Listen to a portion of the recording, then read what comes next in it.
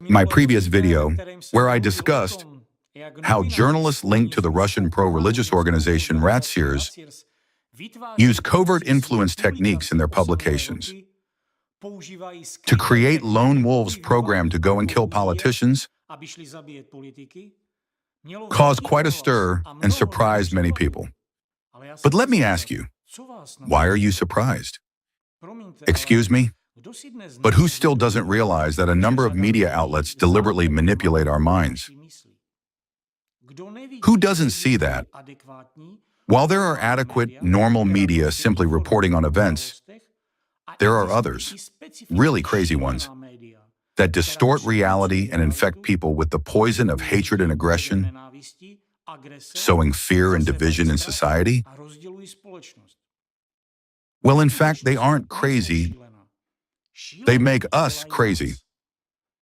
By bombarding us with streams of lies, disinformation, and negativity, they create a toxic informational environment that literally poisons our psyche. After watching the news, people experience skyrocketing stress and anxiety. They even develop heart and nervous system problems. It's impossible to remain mentally healthy and balanced while immersed in such an environment for a long time. And who hasn't felt this personally? So, these aggressive, crazy media that pit people against one another and destroy everything in their path can only be described as anti-human. Such media are saturated with manipulation techniques as clearly demonstrated by the results of their work. Their methods go beyond mere unprofessionalism. They constitute deliberate psychological programming. Who doesn't see that?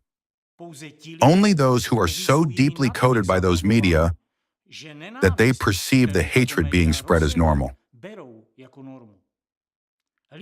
Those people who lost their ability to critically assess information, verify it on their own, double-check it, seek evidence, and consider alternative perspectives. Such people become suggestible and easily controlled. And it is precisely from this group of manipulated individuals that so-called lone wolves are recruited. People who, under the influence of media manipulation, commit attacks on politicians. These are not isolated incidents. They represent the outcome of carefully orchestrated, covert informational and psychological operations designed to remotely condition individuals to commit crimes. The example I gave of the assassination attempt on Slovak Prime Minister Robert Fico is just the tip of the iceberg.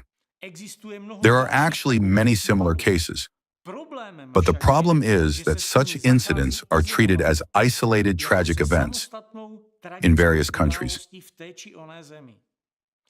with no attention paid to the strikingly similar circumstances and patterns that clearly point to a link between those events and the distinctive style of a single orchestrator.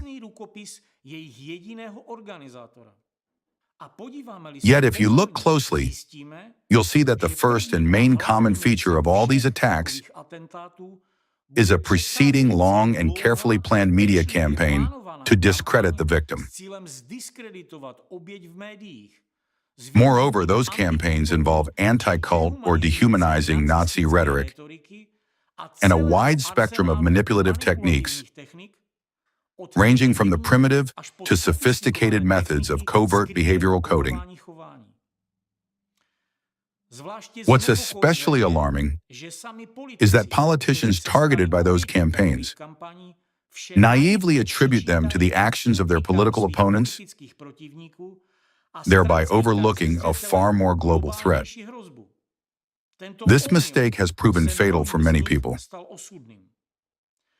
In reality, there is a much more powerful force behind these attacks, a force with significant international influence. Ultimately, all threads lead in one direction: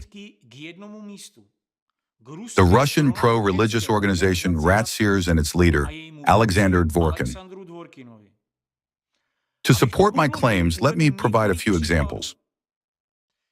Certain anti-cultists who follow my videos, for reasons that are clear, have criticized me for being overly emotional. Fine. Today, let's stick to the facts. Let's take the case I already mentioned, the assassination attempt on Donald Trump, then a candidate for the U.S. presidency. As you may recall, Trump narrowly escaped with his life, sustaining a wound to his ear. This attack came almost immediately, just months after the attempt on Slovak Prime Minister Robert Fico. Similarities between the two incidents are so striking that even Fico remarked on them in a Facebook post,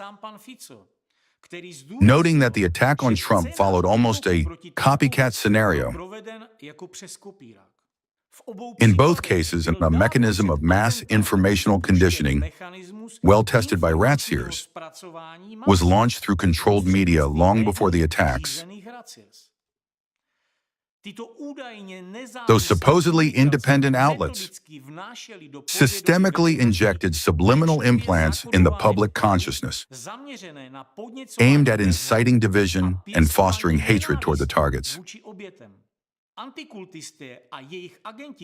In the lead-up to Trump's assassination attempt, anti-cultists and their media agents actively demonized and dehumanized him, branding him as a cult leader and his supporters as cultists, meaning sectarians. As early as in 2019, American anti-cultist Stephen Hesson formally engaged in deprogramming. That involved abducting individuals and subjecting them to psychological and physical abuse for profit. Published his book, The Cult of Trump. There he employed the manipulative tactic of guilt by association, comparing Trump to figures like Jim Jones, David Koresh, Ron Hubbard, and Sun Myung Moon, individuals whom anti-cultists have long portrayed as leaders of dangerous, destructive cults. Hesson went even further, claiming that all Americans who supported Trump were members of a cult, who, according to Hesson, were in a state of hypnotic submission and unaware of their own actions. Such claims carry an implicit message that Trump supporters are no longer free-thinking individuals, but brainwashed followers incapable of critical thought or objective assessment of their leader.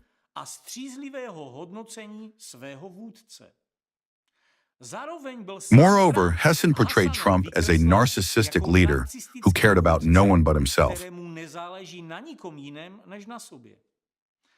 To make it clear for you, this wasn't just another book about Trump by an obscure author.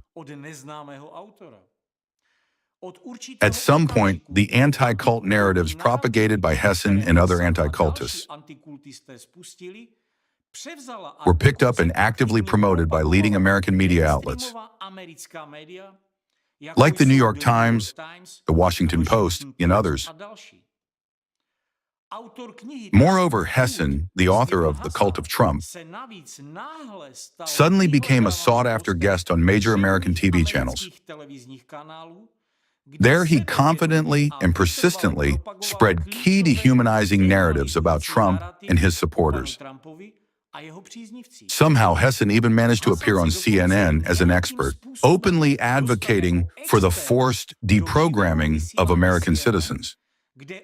He suggested that worldviews of Americans need to be forcibly altered because, as he claims, Donald Trump has already negatively influenced the entire nation. And the fact is that all of America needs deprogramming because Donald Trump has negatively influenced all of us. If we dig just a little bit deeper and look at the facts that are in plain sight, it becomes clear that anti-cultist Steve Hesson is not only connected to other anti-cultists in the USA, but also in Europe and Russia. In particular, a number of facts point to his ties with rat seers, which is covered in detail in the Impact documentary, so you can watch it and see it for yourselves. Now tell me, how is it possible for one anti-cultist to exert such significant influence without substantial backing and solid funding from someone highly interested in propagating the demonizing narratives about Trump to the masses? Clearly, such a sustained, targeted campaign must be supported by a powerful third party. And here's another question. If this rhetoric is harmless, why is so much effort being made to amplify narratives on major media platforms about Trump's supposed cultishness? The goal is obvious: to foster a negative perception of Trump and his supporters within American society, portraying them as a threat and subhumans. That must be eliminated. This type of dehumanizing rhetoric was widely used by the Nazis against the Jewish population in the past, ultimately leading to a horrific genocide and the deaths of millions of innocent people. This kind of rhetoric inevitably results in violence against a labeled victim, which is perceived as justified and acceptable by those infected with the virus of hate. Don't you see clear parallels? And this is just referencing the Nazi manipulation techniques, directly adopted by anti-cultists from Nazi ideologists, like Walter Koenig. Add to this more advanced methods of behavior programming, employed by modern ideologists from raciers and their agents, and it becomes apparent that the assassination attempt on Trump was a predictable outcome of such a demonizing media campaign. In this case, as part of their global strategy, to methodically destabilize the United States from within, ideologists from raciers found it more advantageous. If Trump did not become a president, why? Because despite all his controversies, Trump represents an uncontrollable variable in their meticulously calculated plan. Especially given that Trump, a staunch proponent of genuine democracy, became a victim of their manipulative technologies himself.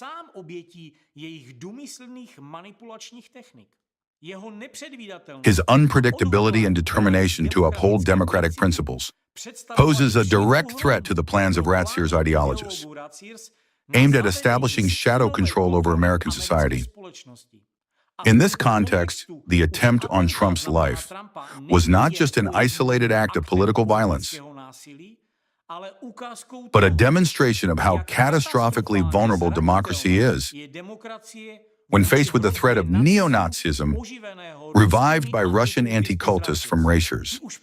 They have already turned the U.S. political arena into a battleground for informational warfare. Under the guise of advocating free speech, they are systematically destroying foundations of democracy, sowing chaos, and deepening divisions among Americans. Do you think the facts I presented are mere coincidences?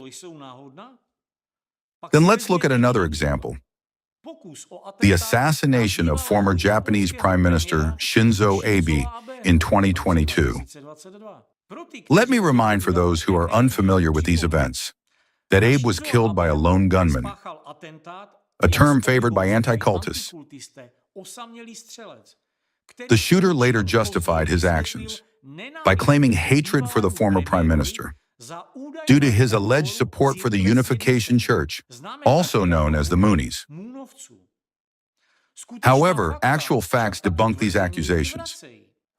In reality, Abe had only sent video messages to 2 events hosted by an organization legally independent from the Moonies, but connected to them through common founders.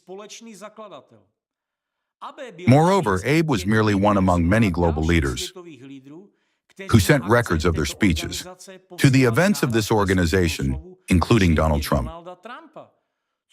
This highlights a standard practice of diplomatic engagement. It is obvious that the shooter's bias against the Moonies and anything associated with them was preconditioned by the influence of anti-cult propaganda which was actively disseminated by Japanese anti-cultists. A local anti-cult organization that emerged in the 1980s is part of a global anti-cult network, closely collaborating with American and Spanish anti-cultists. Most notably, they have ongoing cooperation with the French anti-cult organization FECRIS, that operates under the direct influence of Russia's Red Sears. On top of that, Abe's assassin harbored deep hatred for the Moonies because they allegedly bankrupted his mother, who had made significant donations to the organization. However, she made donations back in 2002, yet he decided to act 2 decades later. Why? What explains such a delayed reaction? And why did he aim his hatred specifically at a prominent politician? Let's carefully analyze the shooter's actions, and you will see clear signs of remote programming of his consciousness.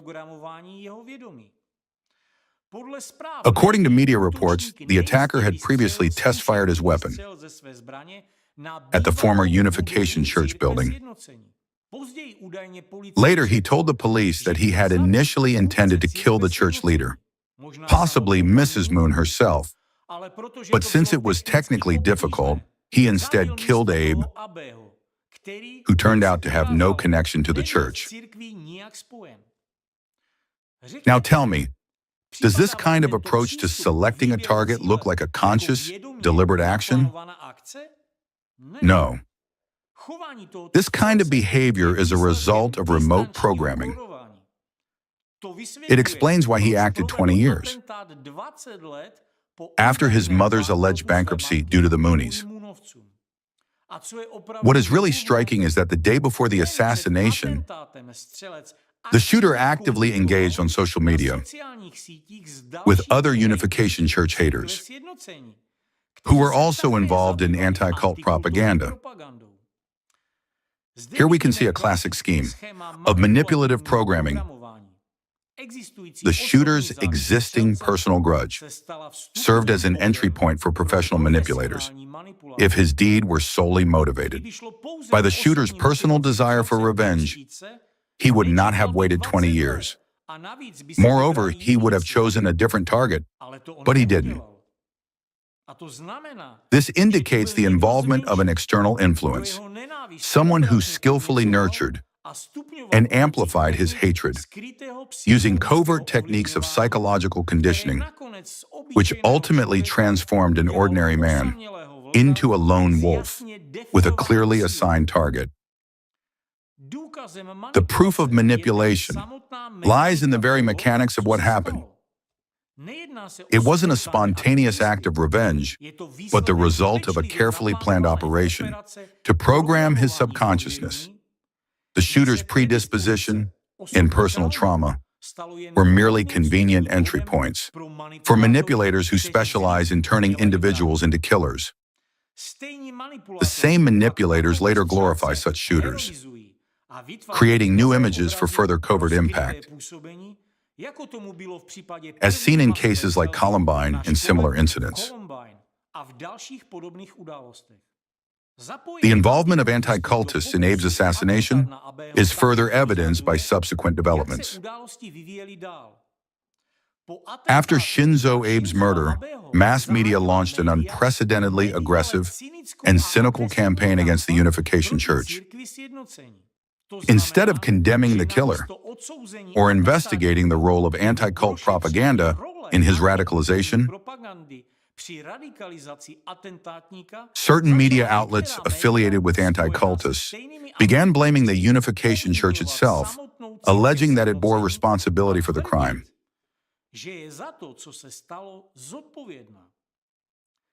This tactic of swapping the roles of victim and perpetrator is a classic example of high-level manipulative techniques frequently employed by anti-cultists.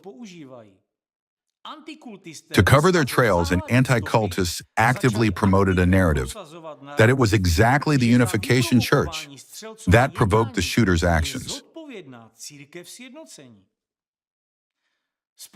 Through their controlled media outlets, they created a distorted reality where the victim became the ultimate perpetrator and an evil entity.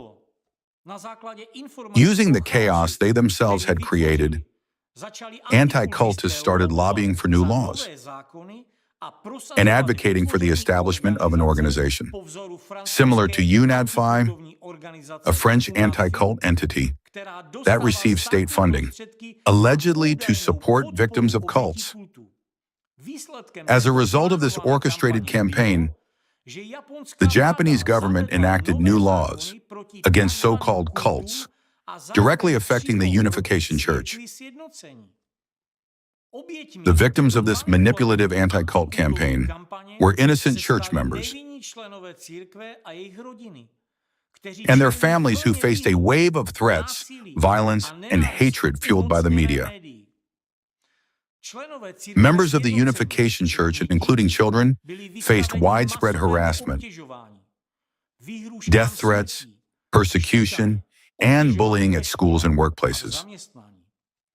Often threatening phone calls began with phrases like, "I saw it on the news," or "I heard it on TV," vividly illustrating how hate-filled media rhetoric initiated by anti-cultists incites violence. Those individuals, professionally manipulated into believing that the media doesn't lie, genuinely thought they had a right to commit acts of violence. Moreover, the wave of hatred and anti-cult hysteria extended to not only the Unification Church, but Jehovah's Witnesses too, who also faced attacks. This is a classic example of how professional manipulators can turn reality upside down, transforming victims into perpetrators and positioning the true culprits as fighters for justice. The informational and psychological operation carried out by Japanese anti-cultists, linked to Fekris and correspondingly to Rat's ears, resulted in radicalization of society, driven by disinformation and manipulation. Shinzo Abe's murder fractured Japanese society so quickly and deeply that even his funeral was accompanied by mass protests. This is how the network of Rat Sears ideologists operates, who under the guise of anti-cult activity aim to destabilize nations, deepen societal divisions, polarize society, and sow chaos. There are numerous similar cases of political assassination attempts and murders. When someone seeks psychological help, acknowledging that something's wrong with them, but then commits an act of violence against a politician the next day, it's a clear indication that this person was subjected to behavioral programming and subconscious conditioning. When an armed individual aimlessly wanders through a city, but ends up precisely where a well-known politician is, and murders them, that's another sign of such coding.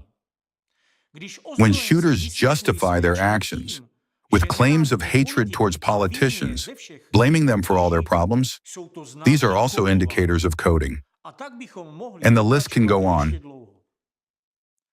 Actually, the behavior of many attackers exhibited characteristic features of post-hypnotic suggestion, particularly a narrowed, tunnel-like state of consciousness. They are not mere schizophrenics.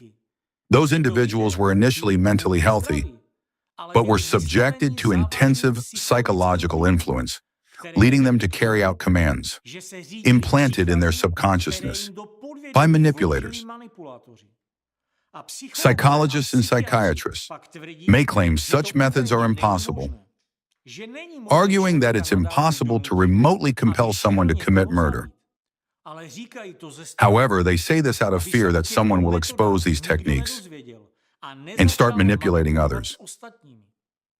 But as long as such specialists, who supposedly care about citizen safety, deny this phenomenon, Rat Sears agents successfully continue to remotely guide people.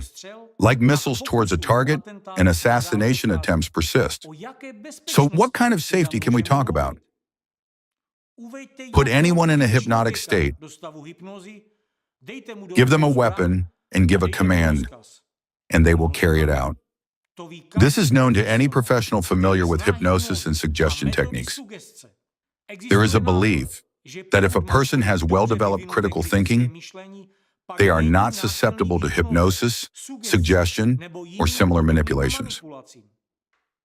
However, in the case of remote programming, critical thinking is of no help because those methods bypass the critical barrier of consciousness, directly influencing a person's subconsciousness. Moreover, inducing a trance state in a person is not a difficult process, particularly when special methods of influence are applied. Anyone familiar with this field will confirm that what I'm saying is absolutely feasible. So why is the obvious still being denied? For what purpose? To allow someone to continue their dirty deeds? I now address psychologists and psychiatrists, especially those who are into this topic, or may have even conducted experiments on remote suggestion. Please confirm, do such methods exist or not? Is it possible to remotely program a person to carry out a specific action or not? The problem is that no one has yet conducted a comparative analysis of similar attempts on politicians, where the so-called lone wolves were involved. No one is studying where this hatred came from or who cultivated it. Countries are different. Languages and political situations are different. But manipulation methods used by the media are always the same, and the result is always the same. Destabilization of society, division, polarization, and ultimately, generation of controlled chaos, which benefits organizers of such attacks. The same patterns appear everywhere, always beginning with a discrediting campaign in mass media. Yes, allegedly opposition-aligned outlets or political opponents of the victims may be involved in this process. But who stands behind these opponents? And why do the informational terror attacks, using dehumanizing anti-cult rhetoric, escalate to such a level? If you follow the threads in every case, you will find the same key players and manipulators behind the informational and psychological operations. Moreover, mass media and their individual representatives will be invariably connected both to one another and to those manipulators.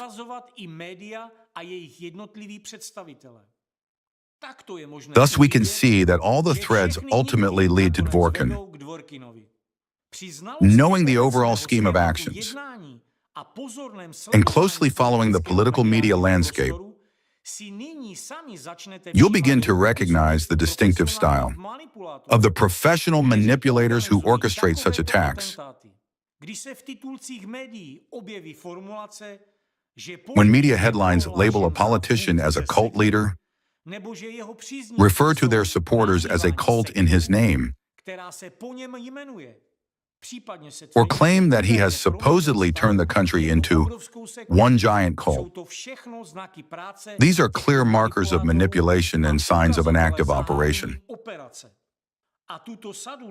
Moreover, the Rat Sears anti-cult network employs these tools not only to organize physical attacks, but also to destroy reputations of politicians. Their ultimate goal is to eliminate undesirable political figures by any means available. A striking example is the recent anti-cult campaign against Moldovan President Maia Sandu. Similar headlines once targeted Alexei Navalny in Russia. These are classic demonstrations of how such techniques are used by Rat Sears network to influence political processes and manipulate public opinion. What's alarming is the fate of politicians subjected to such dehumanization by anti-cultists.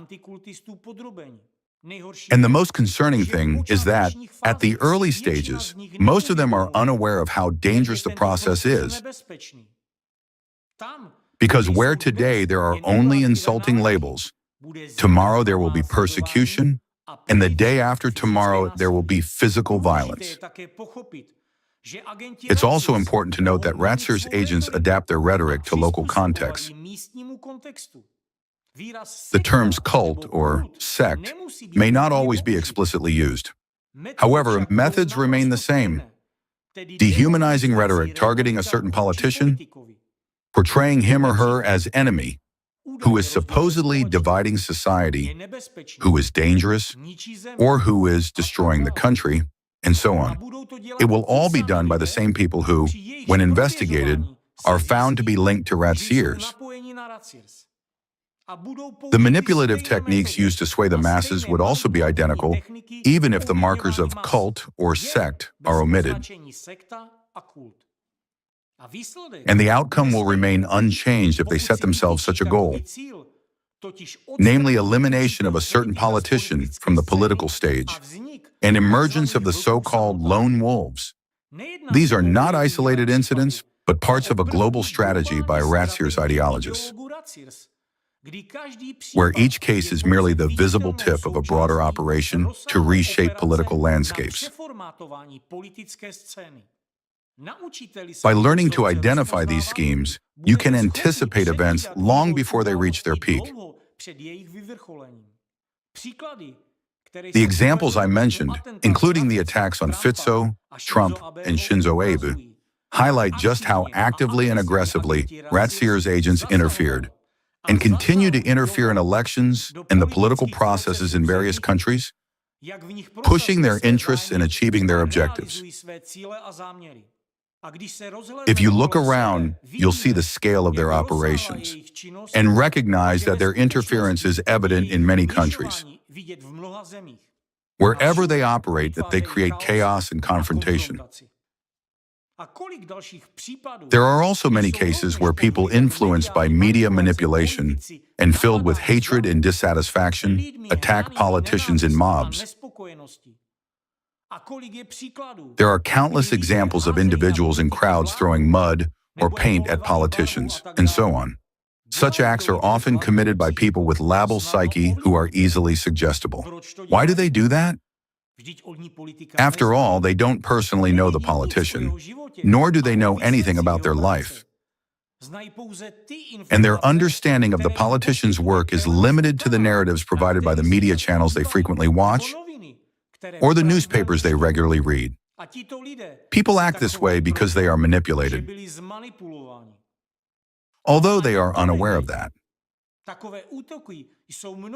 Such mob attacks occur far more often than lone attacks because personal responsibility dissipates in a crowd, making it easier to manipulate.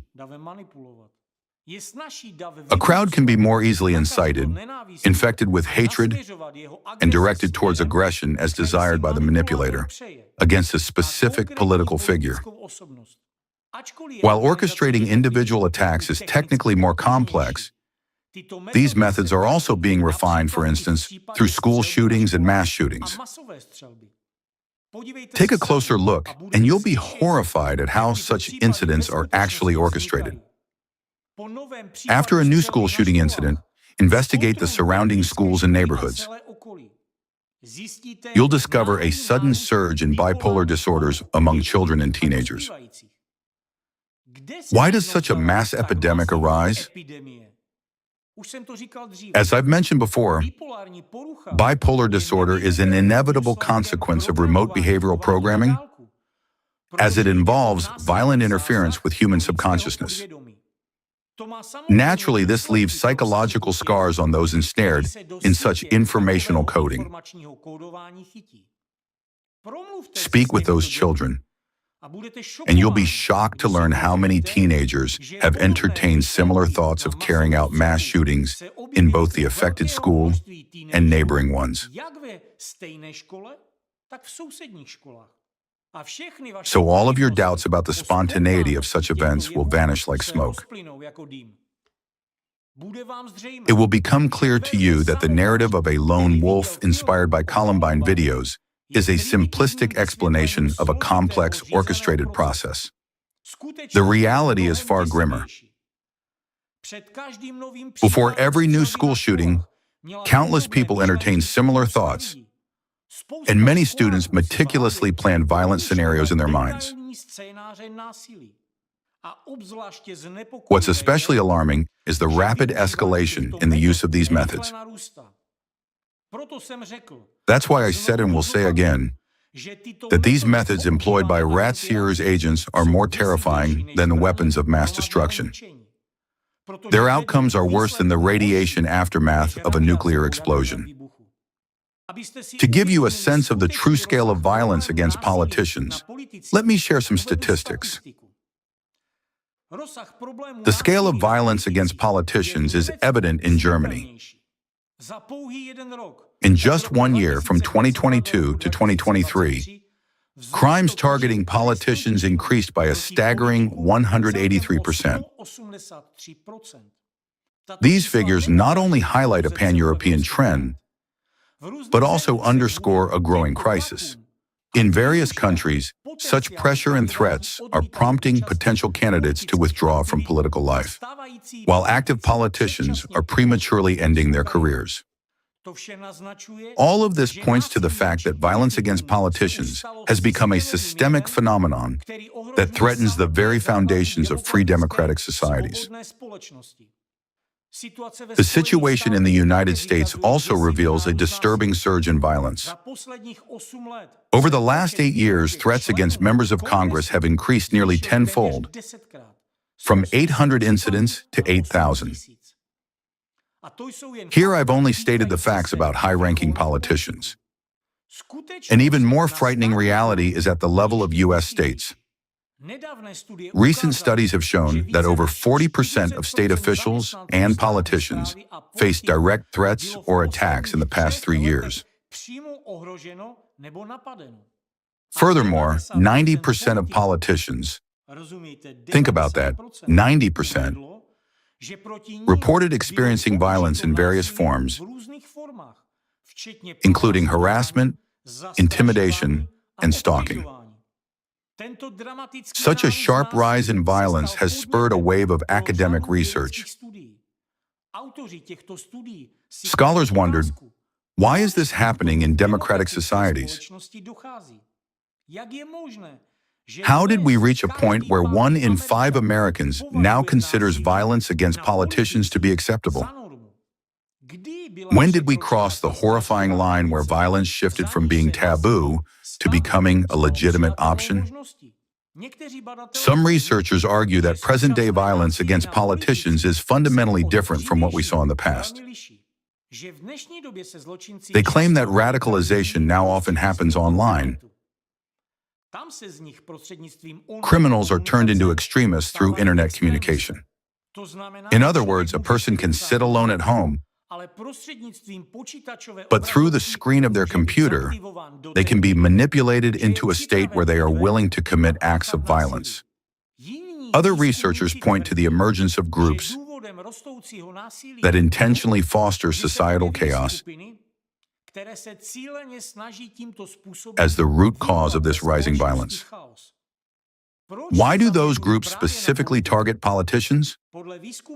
According to experts, politicians symbolize order and stability in society, and that's what extremists seek to dismantle. Thus, their goal isn't merely to attack individuals, but to provoke unrest and collapse of the system as a whole. Doesn't the description of these extremist groups remind you of anyone? It is worth noting that overall, the aforesaid studies accurately describe the situation, but fail to answer the main question.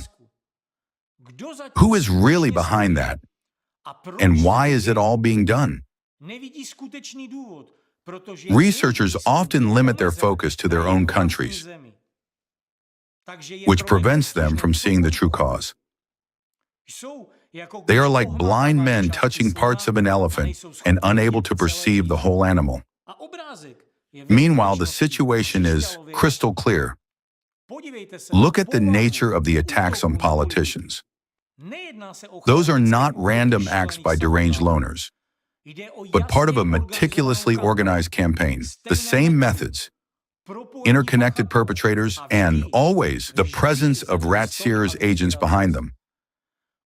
The goal of such surges of violence is obvious: to polarize society and trigger conflict. That is why the violently targeted politicians are not chosen randomly. An attack on one of them creates a prolonged resonance in society, much like a ringing bell. The strategy of anti-cultists, this very third force, is simple. The more frequently the bell tolls, the more people gather to its ringing. An attack on one politician, then another attack on another politician, and now two groups of people gather who support different politicians and are burning with hatred towards each other. They stand face to face and are ready to destroy each other because they've already been indoctrinated by various subconscious manipulations that society is divided into friends and foes.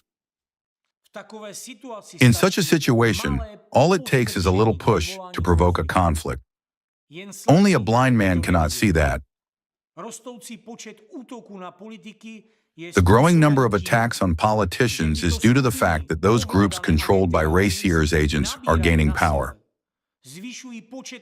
increasing the number of agents and approaching their main goal: to create a huge discord in society, which can eventually lead to armed conflict.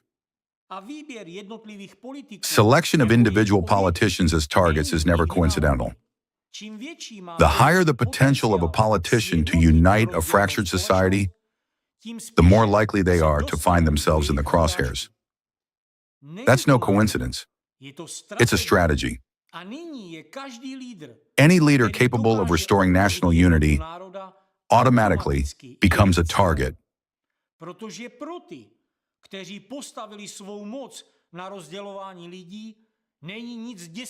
Because such a figure poses the greatest threat to those who thrive on societal division. Let's look at what happened in the United States over the last 30 years.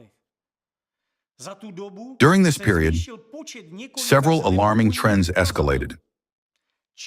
Politicians were increasingly attacked, and the number of mass shootings increased. At the same time, the Russian pro-religious organization Ratseers was growing stronger and more powerful. Democratic Europe has also witnessed an unprecedented surge in aggression against politicians. What was once considered an anomaly has now become a grim reality. However, these isolated crimes are merely the tip of the iceberg. Behind every such attack, there is a vast system of continuous targeted pressure. From orchestrated social media harassment campaigns against specific politicians to their physical persecution. All of this amplifies the atmosphere of hatred, benefiting Ratseers agents. For instance, a well-known British MP revealed that due to severe safety threats and immense psychological pressure, some of his colleagues from all British political parties had contemplated suicide. Behind these stark facts stand real human tragedies.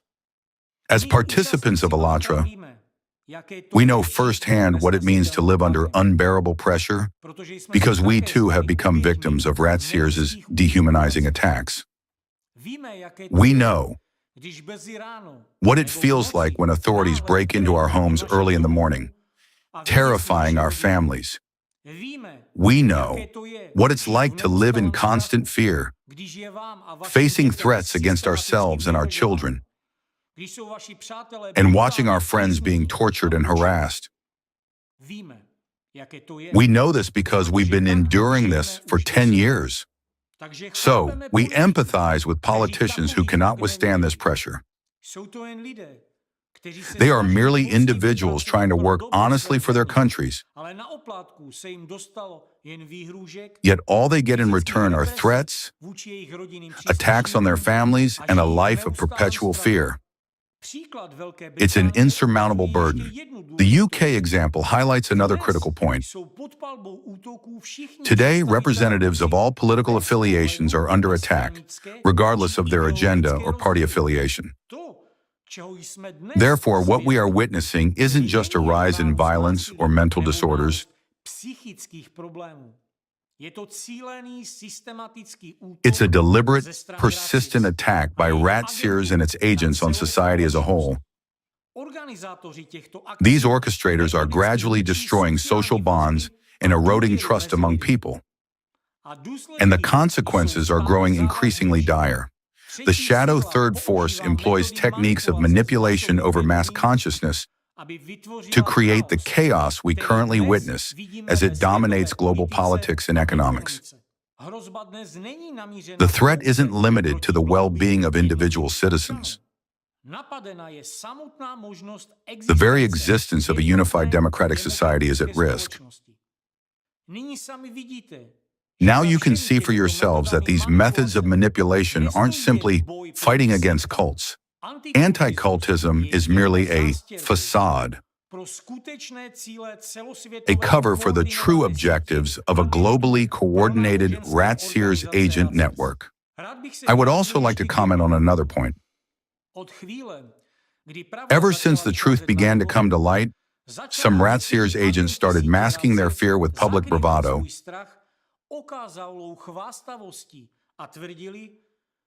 dismissing the claims as a new conspiracy theory about the anti-cultist deep state.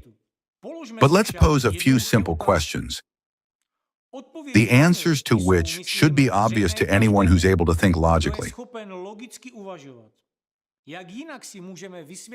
How else can you explain the fact that the same rhetoric and strategy for eliminating politicians are used across different countries?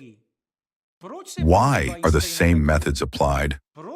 Why are all transmitters of anti-cult rhetoric, whether journalists, bloggers, politicians, or even a country president,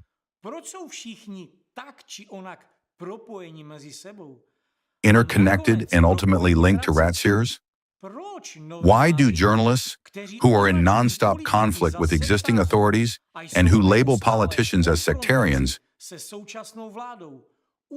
maintain close ties with one another, copy each other's articles, and exchange secret manipulation tactics?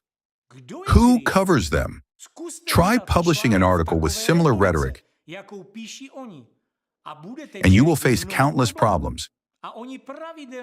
Yet they regularly publish demonizing and stinging pieces on political topics, and no one has any claims against them. Why? Has anyone seriously investigated the sources of their funding?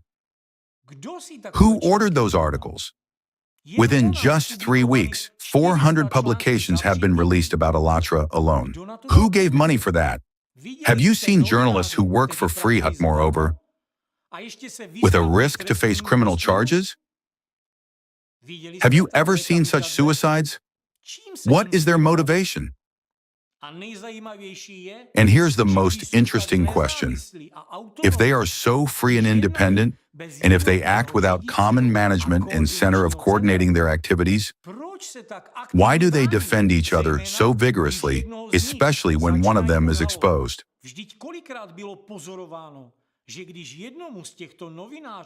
After all, we observed it so many times that when one of those journalists is threatened with exposure or criminal prosecution, the entire network, all those who regularly transmit anti-cult rhetoric and use Nazi methods of manipulation, instantly become active and start yelling about oppression of freedom of speech. The reason for this solidarity is simple and clear. They realize that the first successful precedent of exposure will mark a beginning of the ultimate end for their entire network. As soon as relevant authorities uncover the activities of one link in the chain, they will inevitably start checking all the others. That is why they are so desperate in their attempts to protect each other. It's a matter of survival, while their hysterical reaction to denunciation of their action scheme is the best proof that we have hit the nail on the head. What I'm saying is not a conspiracy theory. It is simply logic and a call for a clear and honest examination of the situation. It won't be difficult for competent authorities to verify this, and it's the primary thing that needs to be done right now. What we face today is far more serious and dangerous. It's a third force with a vested interest that covertly interferes in the state order of various countries and uses identical manipulative methods to influence mass consciousness with regard to various social groups, whether religious or secular, as well as with regard to politicians.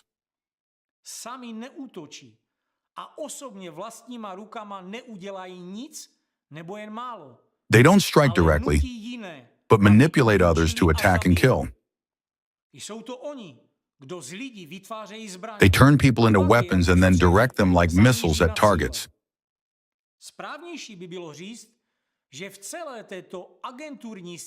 It would be more correct to say that within the entire Ratseers network, there are clear divisions, the so-called lower and upper leagues. The lower league thrives on the most primitive, yet still effective dehumanizing narratives. They are obsessed with fighting cults and sex. Buzzwords like dangerous sex, violence, occult rituals, or expressions like they want to commit mass suicide. The Waco case is a classic example of what destructive activities of such a lower league of Ratseers agents results in. Although it's a lower one, it has inflicted incredible grief to millions of people. You can read more about that on websites of independent journalists. But what about the upper league? That's exactly where their global ambitions are. They attack politicians, skillfully and artfully build discrediting campaigns against them, stigmatize and dehumanize them.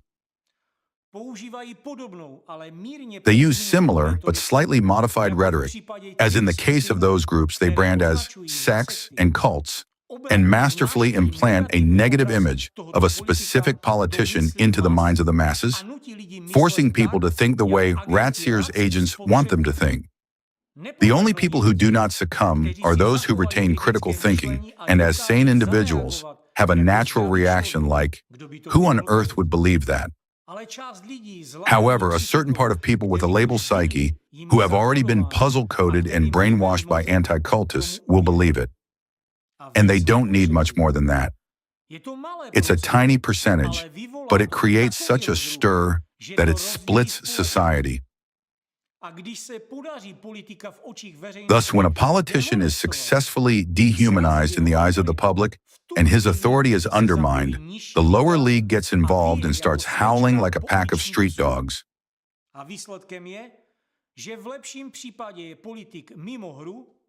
Consequently, at best, the politician gets out of the race, while in the worst case, people start attacking him in the streets, because this way, Ratseers agents stir up hatred. Or there appear lone wolves for whom those very agents artificially set a target, a politician undesirable to them.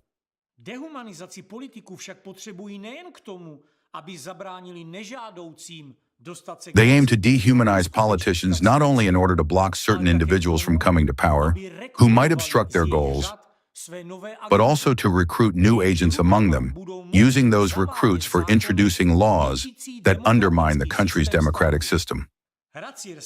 Ratseers and the whole network under its control not only interfere in elections in various countries, influence politicians and their rhetoric, but also can create riots and discords, influencing consciousness of the masses.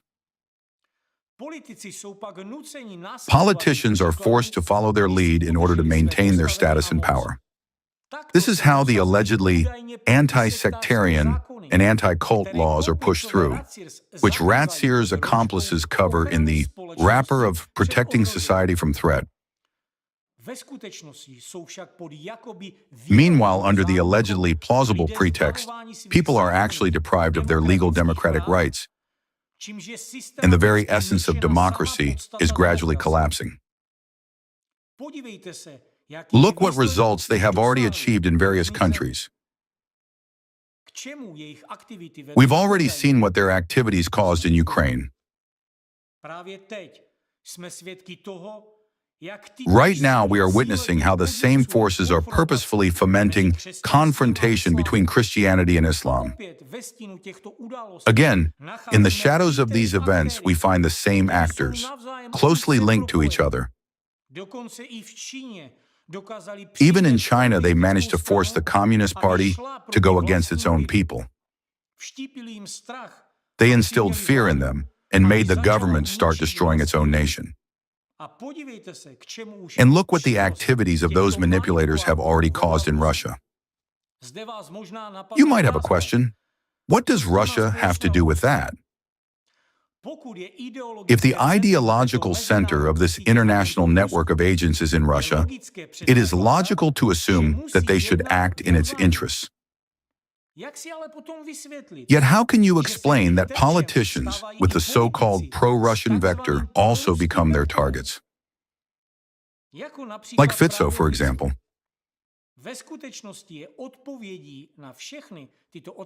In fact, the answer to all these questions and paradoxes is that they don't care about Russia.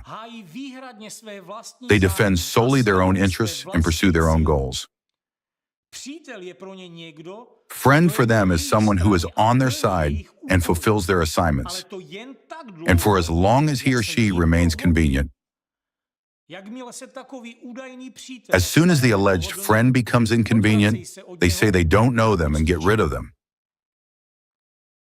Rat Sears has no motherland, just as their main leader Dworkin hasn't.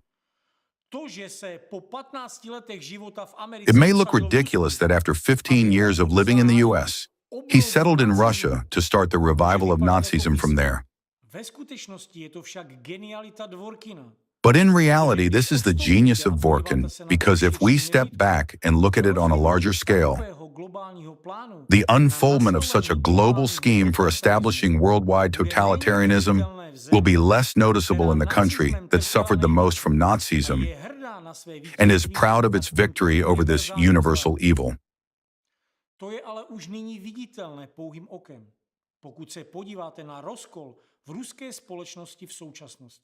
This is already visible to the naked eye if you look at the current split within Russian society. Just consider the number of organizations declared undesirable, persecution of various religious groups and public organizations, torture and abuse of innocent people by law enforcement agencies that in Russia have already turned into a modern Gestapo. For liking or reposting any information that someone may find dangerous, oppositional, inciting, provocative, and so on, a person may actually go to jail. As a separate point, it is worth emphasizing the oppression of Muslim nationalities. If you look carefully at the rhetoric of the main ideologists of the Russian pro-religious organization Rat Sears, you will clearly see who lobbies for the infringement of Muslim peoples in Russia more than anyone else. This indicates that Rat Sears agents do not work for Russia. They work for themselves. It would seem they are some fighters against alleged cults and sects, but in reality, under the cover of the Russian Orthodox Church's interests, they are reviving Nazism and building a titular religion and a titular nation right in front of everyone's eyes. They only cover themselves with patriotic rhetoric while actually pushing through laws that suppress any principles of democracy. And now they start promoting narratives about the empire and bringing back a czar.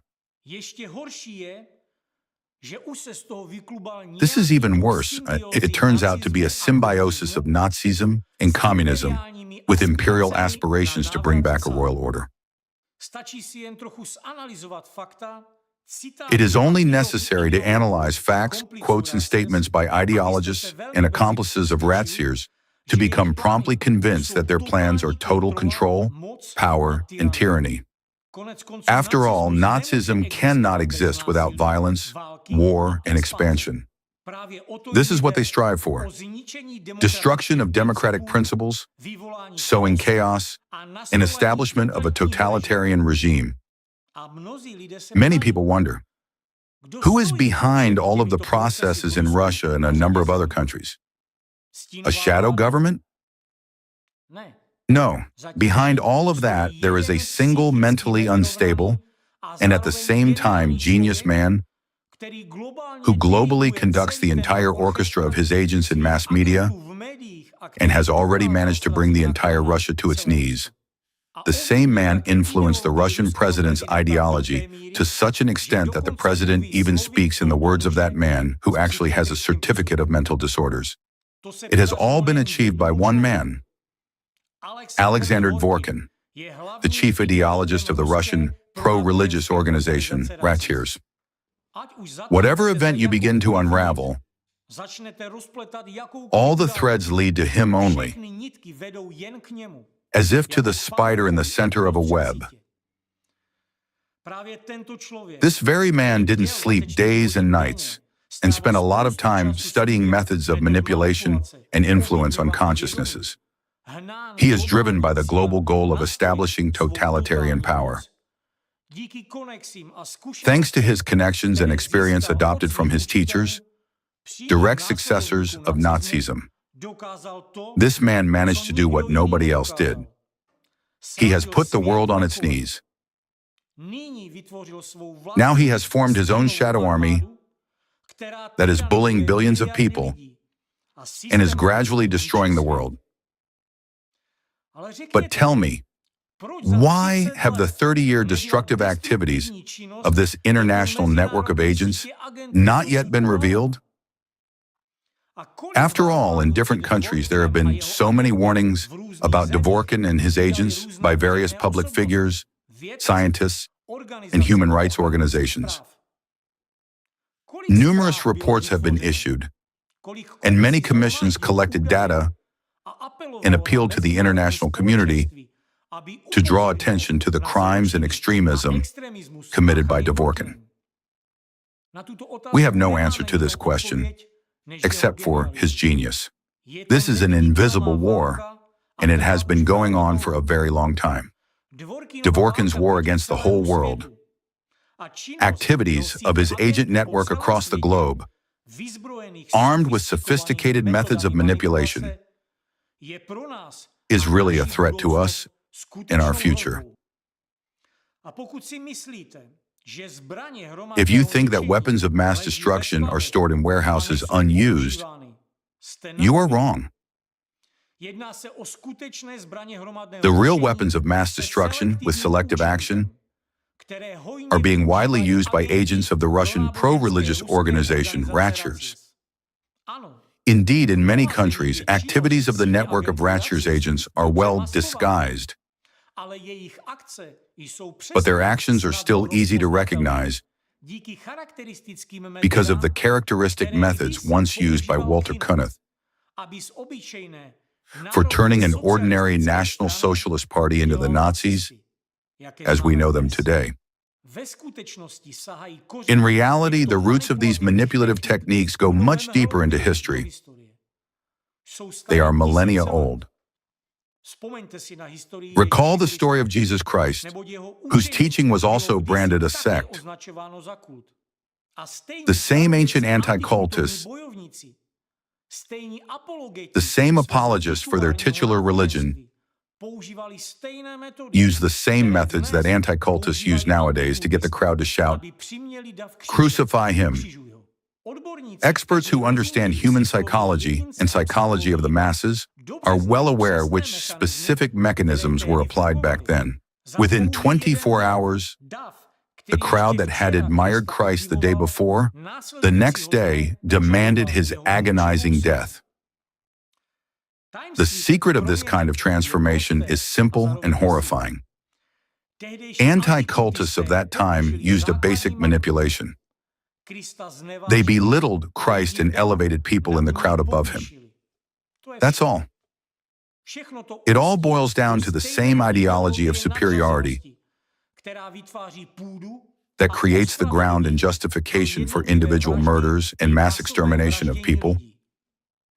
And it all starts with just one person who becomes convinced of his superiority over the dehumanized others. The truth is that every individual harbors the potential to become a Nazi or a communist. It is only sanity that keeps us on the path of democratic values. It is precisely through critical thinking that we can restore freedom, democracy, and fundamental human rights. Therefore, you should ponder it over. If you have aggressive reactions to certain media headlines, spontaneous mood swings, panic attacks, or a sense of superiority over others, all these are the signs of bipolar disorder. This means you're already caught in their web. These are signs that the program instilled in you through various manipulative techniques is not being executed. If the program of destruction is not carried out externally, meaning you're not acting on what was implanted, it begins to turn inwards, destroying you from within.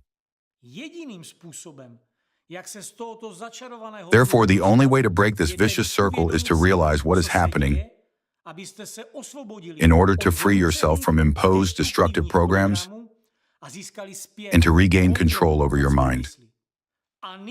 And now I would like to appeal to all people involved in the legal field, human rights defenders, and psychology experts. Please look and critically examine all the facts I have given in this video and in the previous 2 videos. This is indeed a revival of Nazism in a hidden form. Whether it's a threat or not, let law enforcement agencies and lawyers evaluate. We cannot assume such functions. We only state the facts. We are interested parties and may have a biased opinion on the penalties and articles to be applied. Therefore, I urge that these issues be addressed by competent professionals.